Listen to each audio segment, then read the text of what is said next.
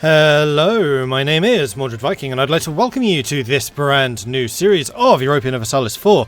This is Rule Britannia, which was very kindly given to me by Paradox. The embargo is just lifted, so it's time to get stuck in on this.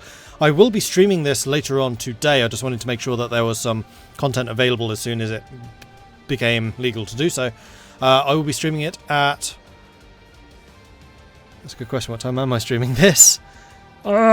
I'm streaming this at 5 o'clock PM this evening, and then basically for the rest of the day I'll be then again streaming it on Monday evening starting at 10 PM GMT. So all day Saturday streaming this from 5 PM and then on Monday from 10. Cool, so what has actually changed in this? That's a good question. As the name might suggest, most of it is based on Britain. So looking here through the announcement that they've put out, new British missions, which are mission trees. So rather than having the old mission system where you pick one of three, you now have like an entire tree of them in much the same way that ideas work. And there are exclusive mission trees for England, Scotland, Ireland in particular, plus I think like most of the rest of the world is like a generic one. There is now the Industrial Revolution. Highly developed provinces may produce coal in the late game, fueling higher productivity and greater wealth, and I believe that those can get really quite wealthy. And then there is Innovativeness, which gives you rewards for being the first nation to unlock a new technology, which includes lower power costs, and those are like cumulative, however they do decrease over time. So if you are a very small, very tall nation, this is definitely boosting those small, tall nations. Then you can get some pretty heavy upgrades, and as the power costs go down, it's going to get even easier to stay ahead of the curve. So high-tech nations are going to remain high-tech and very potent in that way. There are now naval doctrines, which I'm very excited about, which allow you to adopt a special strategy for your fleets, giving you bonuses to ship maintenance, trade power, battle performance, like galley, attack strength, that kind of thing, and also trade. Some really big trade bonuses. So that's going to be a very interesting one to play with. There is also Anglicanism, which is a new Protestant faith which can appear in England, which provides new bonuses, including a bonus to innovativeness, and also some other religious stuff, which I haven't really been watching too much, so that's going to be something to discover. There is now knowledge sharing. You can help lagging allies. It's only really allies that would accept this, and also subjects by promoting the spread of institutions in their realms. So one of the things that they showed in the development diary, for example, was Novgorod allied with some of the hordes, and then boosting the hordes technology to basically help them form a solid counter against Muscovy. So there are some definite interesting uses for that. And then there is a new Casus Belli, which is trades during Casus Belli, which basically forces a portion of the total trade generated by that nation to go to you. So it's kind of similar to the give trade diplomatic thing, but this can be done through wars. It's expensive, it's like 50% war score, but it can be really potent, like if you got Venice to give you their trade, for example, that type of thing.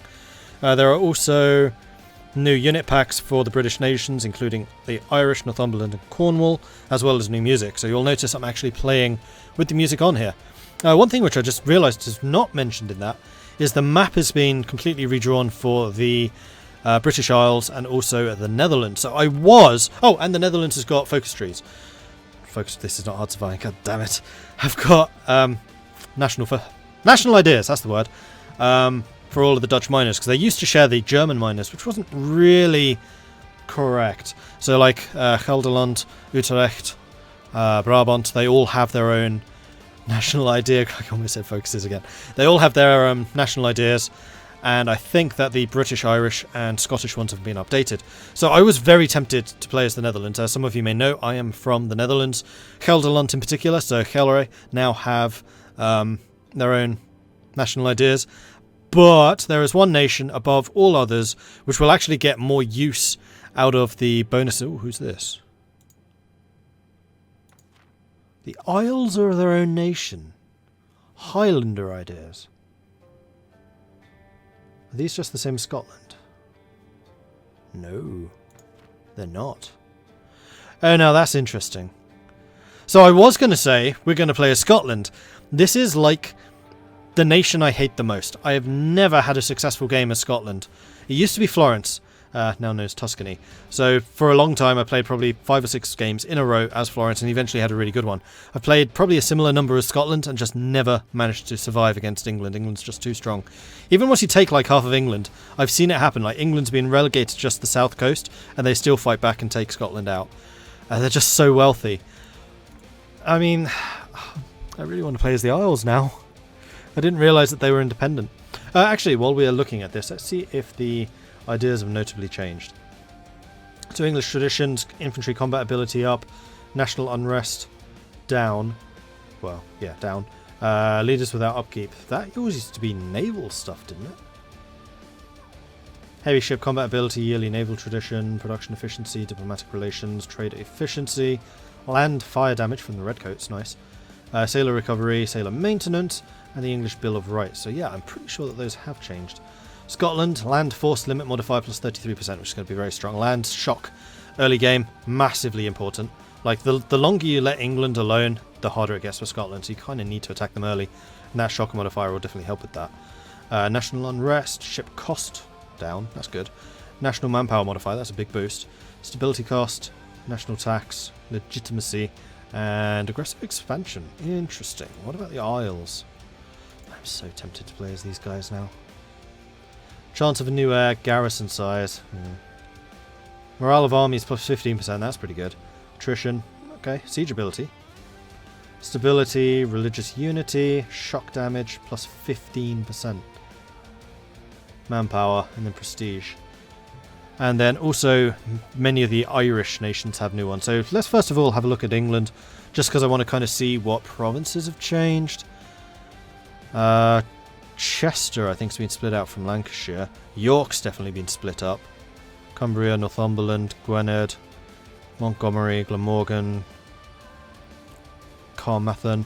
I think this used to only be 2 or 3. Sorry, it's been a while since I played EU4, so I'm just trying to remember exactly what's changed. Derby used to be a lot bigger, I believe, so Leicester must be new. Lincolnshire's always been there. Norfolk. Cambridge might have been part of Lincolnshire previously. Oxford's always been there. London, Sussex, Kent, Hampshire, Dorset, Sussex, Somerset, Devon and Cornwall. Cool. And then in Ireland, I don't think Ireland has changed. No, it must have. There's a lot. Yeah, there's like 2 or 3 new kingdoms in Ireland. Desmond, Munster, Ormond, Leinster, Kildare, Tyrone. The Pale, of course, of Pale pirate fame. Ulster, Donegal, Sligo, Clanricarde, Thomond. And then the Netherlands. So Gelre has been split up. You now have Overstrecht and Gelre. Friesland, Holland, Brabant, Flanders, I don't think it's changed. Oh, Gelre's got 2 provinces to start with. Interesting. So they couldn't be an imperial free city. Although they do begin in the Empire. Cool. Shall I play as the Isles? Sorry, we're 8 minutes into this and I haven't even selected a nation to play as. Damn you, EU4! Make these decisions difficult. No, I was not really expecting that. No, I think we're going to play as Scotland. The Isles is something to try again in the future. I suspect that most people will be playing as England, so I'm going to bring it with Scotland. Just because, they are my Achilles heel. I've just never had a good game with them. And heck, if I think that Scotland's difficult, then the Isles are probably just going to be virtually impossible. I'm surprised. I could have sworn... Yeah, England. Their traditions used to be embargo ability and private... No. Was it privateering? I think it was just embargo. Because as England, you could get a 50% embargo amount, though I think they reduced that to 33. And you could basically just bankrupt anyone in the world with that ability. So England's actually been toned down a bit. Although their land armies have become stronger. Alright, cool. So we're going to play as Scotland. Let me just double check options. Normal. No lucky nations. I don't like playing with lucky nations. Like, the strong nations are strong enough. They don't need that extra boosting. Alright, so while that is loading, I'm going to get myself some tea. Now, I can tell that today was going to be a bad day. Because I made some tea and forgot the tea. So I basically just brought up a pot of hot water. Thankfully, I noticed before I poured any out, I was like, that's really light. And by light, I mean I can see right through it. Which was bad. Actually, that looks like pretty decent now. I didn't leave it to stew as long as I usually do. This is actually a rather good colour. Right, well, today has suddenly become rather better. The Kingdom of Scotland in 1444. By 1444, Scotland has stood steadfast, fighting for and winning its independence from the would-be English overlords. Scotland threw off the yoke of English rule after Robert the Bruce routed the English at Bannockburn in 1314, and has since consolidated its control over northern Britain. Scotland's protection comes not only from its brave armies, but also from the old alliance with France. This agreement obligates France to come to Scotland's aid should England once again try to subjugate them. War is an ever-present possibility as the marcher lords on both sides of the border threaten to escalate conflict through frequent skirmishes and a tendency to opportunistically switch sides for the sake of better raiding opportunities. It has taken many years for Scotland to incorporate the Highlands into the kingdom. The Middle Ages saw the annexation of the formerly autonomous Kingdom of Moray, home of the usurper Macbeth, and the expansion of the feudal institutions into the northern mainland. The integration of the Highlands would serve Scotland well, as it became a staging ground for the recruitment in the war against Edward Longshanks.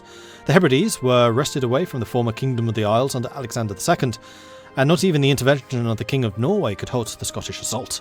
King James II has plans to further extend Scottish domain in the surrounding isles. Orkney and the Shetlands are held by Norway, which itself is currently subject to Denmark.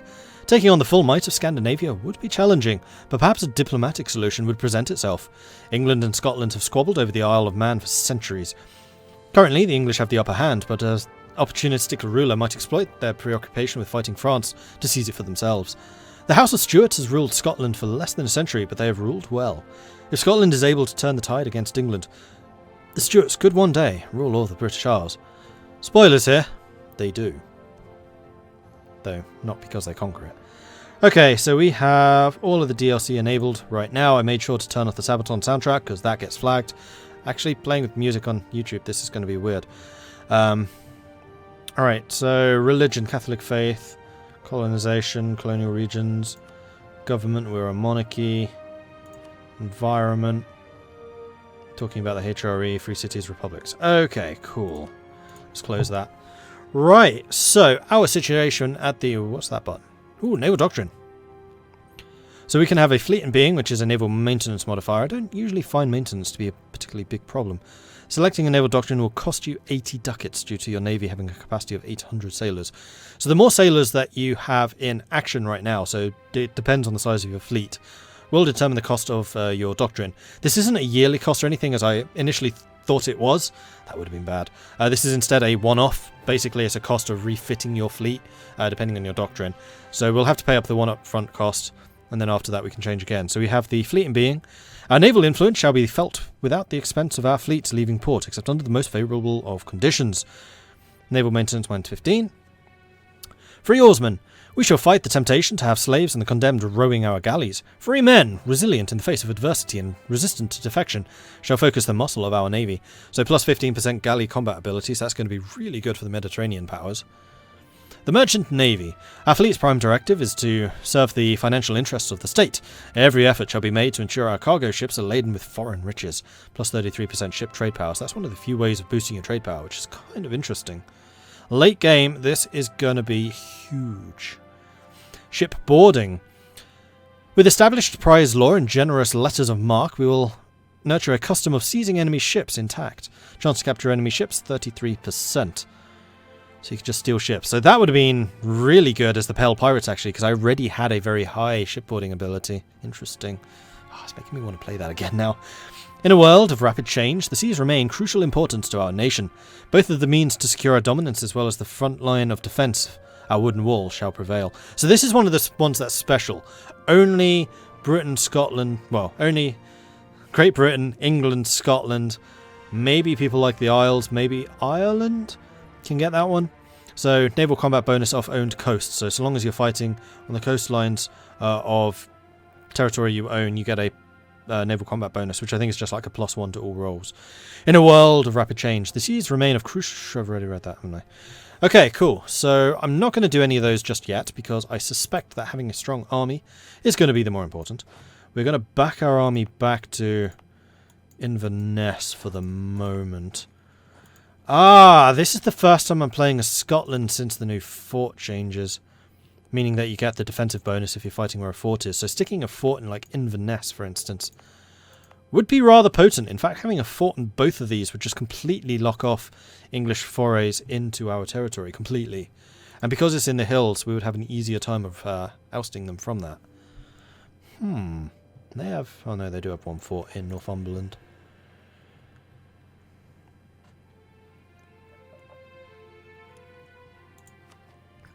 So nobody has rivaled us as yet.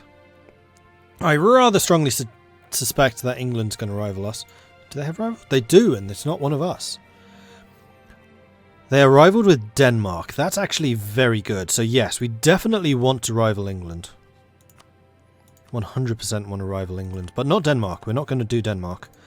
And then we're going to send a diplomatic envoy over to Denmark and say, hey, bro, how about that alliance? So I'm now allied with the Danes, the Norwegians, the Swedes, and the French against England. Which is very, very strong. Also, I did not do any of my other setup.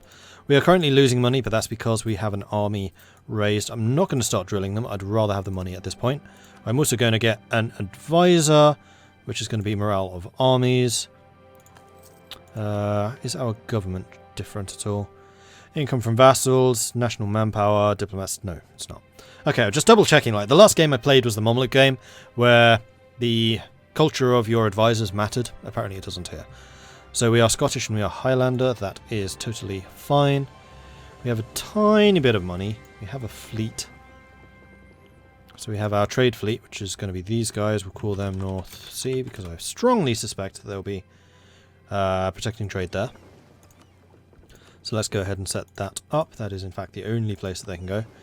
And then we have the 8 transports. Now I rather doubt that we're going to be sending the transports off anywhere to intervene in other wars. We'll send the navy but not the transport. So we're going to just cancel that completely. Which is going to earn us some more money. And also give us some sailors back. Now will that make the doctrine cheaper? Yes.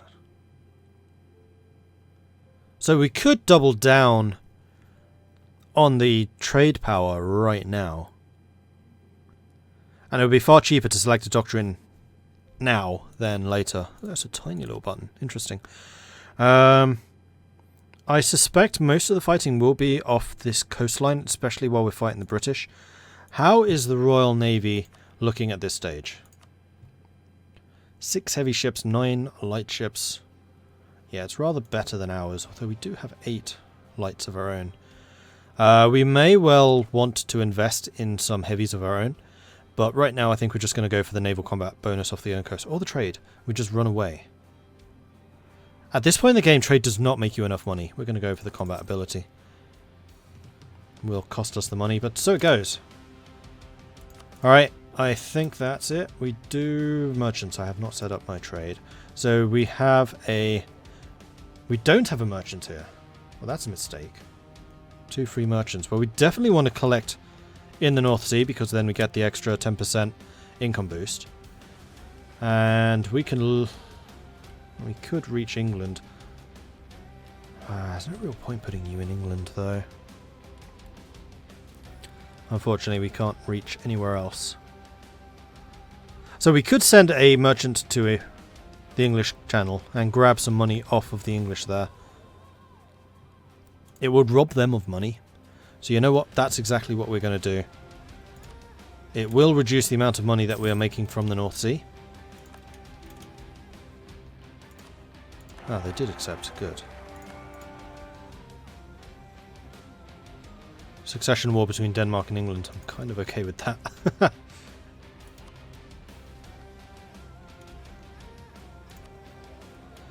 I'm even tempted to send my navy down to protect trade in the English Channel.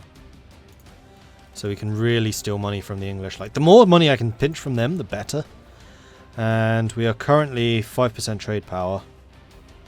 Don't think I particularly want spy network. And then improving relations, which I'm not going to do. Alright, so we have a couple of diplomats for free. One that we absolutely 100% want is a spy network in England, because we want to make sure that we get those sieges done quickly.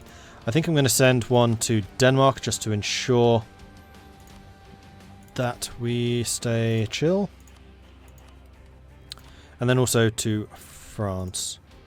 Although we still have relations slots. Who else would make a good ally? Castile, potentially? Who are you allied with? Tyrone and Portugal.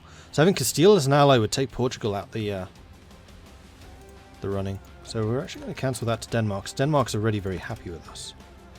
We're going to send you to Castile instead, and we're going to see if we can get an alliance with them. Although you hate France. Who else hates England? Burgundy does. But France and Burgundy hate each other. Aragon. We could do Aragon instead. Although that's going to have the potential of drawing us into war. You're allied with France, though. You know what? Whoops, wrong one. We're going to do this. We're going to see if we can boost Aragon. 643. Hell yeah. I'll take that. Alright, well, so far so good. We haven't died yet. So there's that. That's good. Alright, so... Oh, the Isles are our vassal. I see. So we probably should boost relations with them as well, because we will ultimately annex them. We should probably also look into trying to take over Ulster and start expanding our holdings in Ireland before England does that. We'll do that once we've secured an alliance with Aragon. My king Francis started to influence our nation. Oh, influencing Provence. Okay, thought you were influencing me there. Are we ever going to get this alliance? Distance, neutral, too many diplomatic relations. Ah, you've already got all your alliances. England's warned me. Bugger. Apparently England's stream sniping. Guys, that's not fair. You're listening in on what I want to do. Denmark, what's going on here? That's the Gotland rebels, plus they've got some more. Come on, Denmark. You can do better than this. Two of a kind! No other queen consort is as brave as our Marguerite. Military tactics and organisation have always been of great interest to her. In addition to her daily sword practice, she spends many hours each day studying the art of war. During the last few months, she has become better acquainted with one of our most respected commandants, and he in turn has taken our queen consort under his wing, teaching Marguerite everything she wishes to know. Now the queen consort Marguerite's asked to make him the commandant and officer, claiming he would make a much better advisor than the army reformer Bruce Gilchrist we currently employ. A level 2 discipline at 50% cost. You know what? That's fine. Do we actually get him? No, he just becomes available. So he will cost 60. Oh no, it's this guy, Alexander Cameron. 2 a month instead of the 1 a month that we're currently paying. You know what? I'm okay with that. We're still going to be in the positive. Just. Alright, how much money are we stealing from the British? The English? Not a whole lot. We're not even earning that much from the North Sea anymore.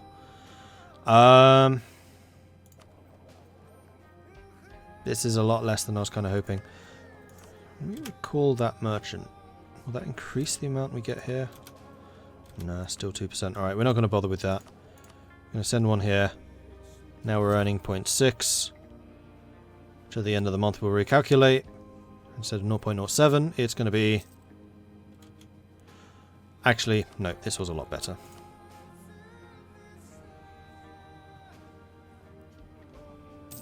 Yeah, we are once again making money. So taking the money from England is the best option.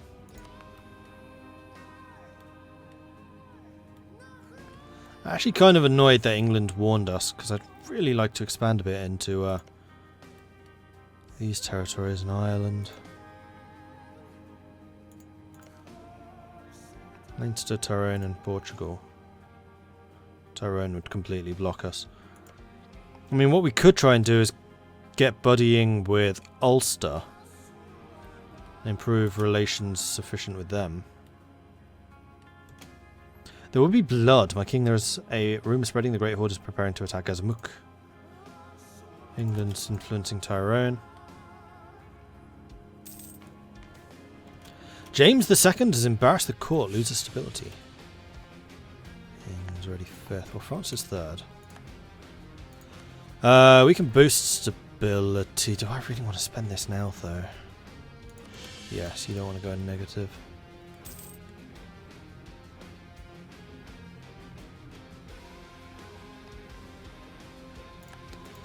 So England's already claiming stuff from me.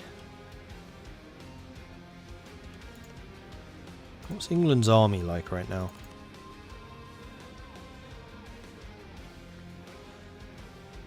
It's double the size of mine.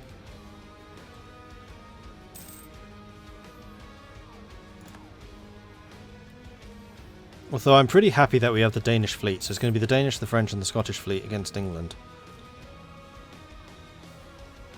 I'm going to need to be fairly careful about the surrender of Maine. In exchange for accepting the Treaty of Tours in 1444, the county of Maine was promised to France. In practice, however, this has taken quite some time to materialise.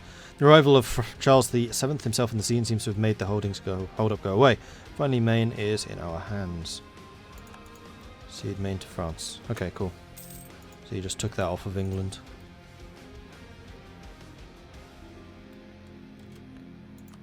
Wait, we weren't allied? Well, Wibble. That would have been bad. That would have been really bad.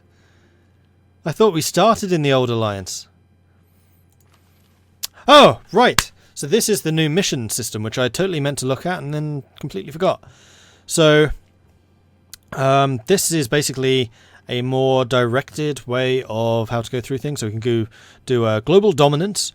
North Sea is the highest valued trade node in the world. If we do that, then we'll get plus 15% trade efficiency for 20 years and also a bunch of prestige.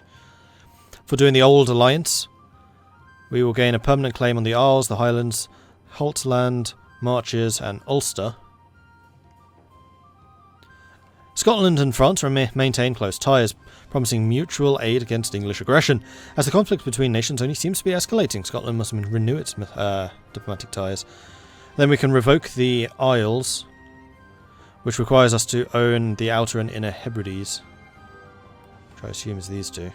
Yeah. Gain a manpower in the Highlands, that'd be quite nice. Well, let's go ahead and complete this. Yeah, I've completed the mission, the Old Alliance. Excellent. So now we can work towards getting these ones. I don't think we need to actually, like, select any of them. They just happen if we fulfill the criteria. So the available options now are Faith's Bastion. Need to just have religious unity. Need to be Defender of the Faith and be in the Age of Discovery. That's going to give us even more army morale for 15 years. So that would be quite good against England when we fight that one. Complete mission Old Alliance. So because we've done that, these are now available and then so forth going down. We need to have the Highlands, the Isles, and Haltland, which I'm going to assume... Oh, it actually highlights where those provinces are. Aha! That's cool. So we need to get Orkney and the Shetland Isles. That's Faroe up there. That's Shetland. That's Orkney. In order to do that, and then we will gain a permanent claim on Iceland and the Faroes. Interesting. Well, can't do Cod Waters yet. All provinces in the Scottish Marches are owned by Scotland or tributary states, so that's taking over Cumbria and Northumberland. We gain a permanent claim on Yorkshire, the West Midlands and East Midlands. So this is very much building on a conquest of England. Or we can go into Ireland. So we would need to take Ulster to do that one. I'm really tempted to do a diplomatic action against you. Though they want Argyle, they also want the Inner Hebrides. But their allies are quite weak. We're going to continue improving relations with the French. Alright, Aragon. Is this ever going to happen? No, it's actually getting further away. Although, if they got rid of the neutral attitude and diplomatic relations issue, then yeah, we could totally do it. We're going to get that up. Because sometimes if your opinion with them is high enough, then they will change their relations from neutral to something else. We have the same enemies. Actually, do we? Yeah, we're both rivaling England. So we're like natural allies, buddy. Plus we're both allied with France. So their opinion of me is increasing. And they are actually improving relations with me as well. Cool. France has declared war on Britannia. They have not called me in, though. This is good. This is France expanding. Taking more land. Britannia was allied with Castile. Interesting. We were just discovered doing the spy network in England, so we're going to cancel you for the moment, just because I would rather you were working in Ulster right now, which we will create an alliance with. And then we're going to improve relations with you on the 18th of February. Land leader shock. Oh, wow. We're going to have +2 shock now. Oop. There it is. Improve relations. Royal marriage. So how likely are you to accept diplomatic vassalization? Not very. Alright. Good to know. And on that note, we will end this episode. So thank you very much for watching. I do hope you're enjoying this. If you are, be sure to hit that subscribe button so that you get notifications when more of this stuff goes live in the future. If you've really enjoyed this, then do consider checking out my Patreon, a link to which you can find in the description below, or you can just go to patreon.com/MordredViking and find out more there. You can usually catch me on Twitch, as I said at the beginning of this series. That is at twitch.tv/MordredViking if you want to see this live, or I will be posting this up on YouTube as well after the fact. I think that's... Oh yeah, if you have any tips or advice, if you want me to show you anything in particular, let me know in the comments and I will try to respond to that as quickly as I can. The next 2 episodes will be pre-recorded, and then after that we'll be doing it streamed. So like the best time to request stuff is when I am streaming, because then I can react to it immediately, rather than probably like 8 episodes later if you do it on YouTube. It's just the nature of the beast at the moment. Anyway, thank you everyone for watching. Do hope you're enjoying this, and I will catch you next time. Goodbye.